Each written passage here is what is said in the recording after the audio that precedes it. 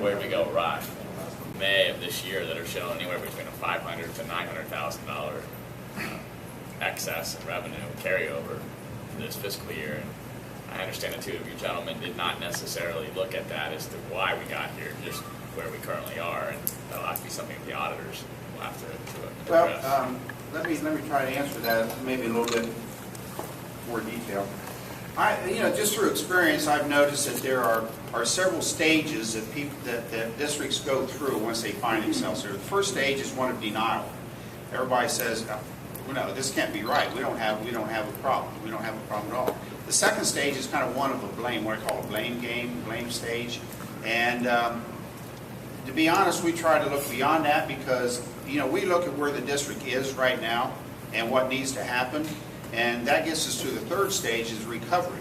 And part of our main intent here is trying to get everybody, the Board of Ed, the community, everybody, up into that third stage, the recovery stage, as quickly as possible. Because that's how you're going to get through this. Is try to get to the recovery stage and develop a good plan. It's sometimes is difficult, very difficult to do, and try to get there. It's interesting because, as I pointed out, I have a copy of every district in the state of Ohio's 5-year forecast. And it's difficult from looking at those numbers and knowing, as you pointed out, maybe which ones are correct and which ones may not be correct.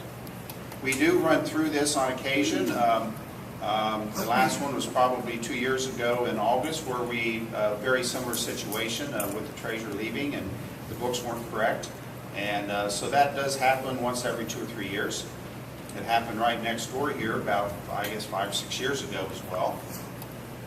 So it does happen on occasion, and we always, all of us at the department, and I'm sure you guys are too, questioning yourselves, well, how does this happen? How does something get by us without us, to this extent, without us really knowing about it? And to be honest, it's really, unless you look at those books and understand exactly, how everything is laid out, and where all the purchase orders are coming and going. Even looking at the audits and looking from one year to the next, what the findings might be, it's really difficult to pick up on something. Considering we've had probably 3 audits when that forecast was submitted, correct?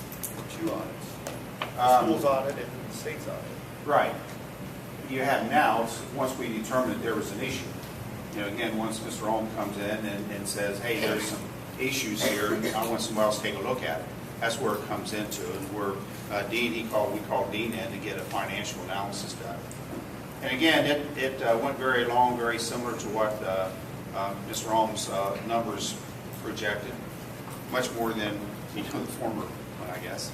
Yeah, I think my question wasn't because it's a denial stage or a blame stage. What I'm curious about is if you all saw anything blatant or glaring that said, oh, I can see that this is where we got off track. This is where a transfer was made, a decision was made, or was it a matter of just, quite frankly, as you said, the book's not being correct, and over a period of time, that distance from what reality is to what is projected grows over time and being incorrect. Normally that falls under the realm of the auditor of state. And again, your books are audited on an annual basis. They're audited on an annual basis. You should receive a copy of that every year.